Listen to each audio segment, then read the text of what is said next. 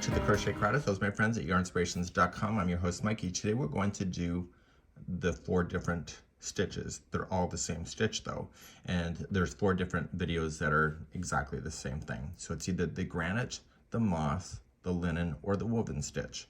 Now this one here is done with an odd chain, so it's multiples of 2 plus 1.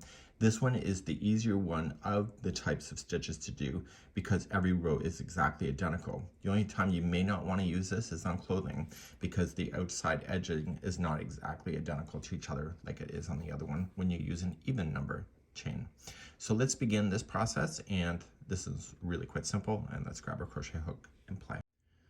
To do this stitch, you're going to chain in multiples of 2 and then add 1 at the end. So go 1, 2, 1, 2, 1, 2, 1, 2, 1, 2, and 1, 2. When you're happy with the width of it, just add 1 more, and yes, you could just count an odd number 2, that'll work. So just lay it against something and then you'll get the right size. So we're going to start immediately, and we're going to begin row number 1.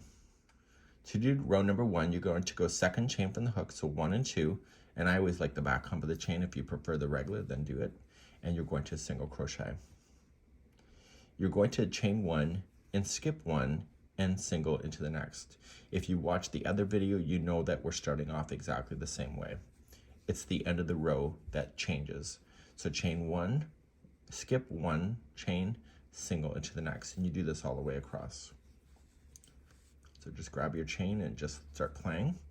And it's the last 2 stitches that are going to change it from the other video that we had on this. So you're going to notice you're going to get all the way across, and you'll have 3 chains that are left. You've chained 1, you're going to skip 1, and you're going to single crochet in the next. And you're going to notice is that there's an extra chain there. You want to use that, and you're going to single crochet in there. And it'll make sense in just a few seconds from now.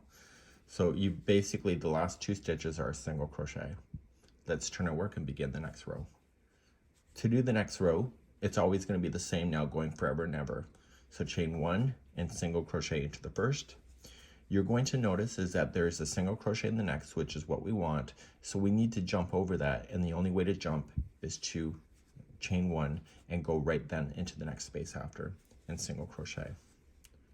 So keep playing in this chain 1 spaces only, and then chain 1 to jump to the next space, and do this all the way across. Now at the very end, it's going to change on how you're going to finish. So chain 1, and you're going to skip 1 and go right into the chain space. And you're going to notice is that you're chaining space, but there's another stitch left. So you're going to put in another single crochet. So the ending of this style of linen woven. So you're going to notice at the end of this row, there's 2 singles at the end. That'll always happen. So turn your work, chain 1, single into the first. And like you saw before, there's a single in the way. So we have to chain 1, jump over it, and come right into the space. So how you start the row is always going to be identical. Chain 1 and play within only the spaces. I'm going to leave an extra caution with you. When you match this stitch to something else in a sampler, this stitch tends to be tighter and it makes things buckle. So if you use this stitch with a sampler, it can always get a little complicated. So you're going to come into the space right before the end because you're jumping, and then you have another one to work with. So there's 2 singles in a row. So when you turn, chain 1, single into the first. There's a single in the way, so we want to jump over it, so chain 1 before you do that, and then come into the space.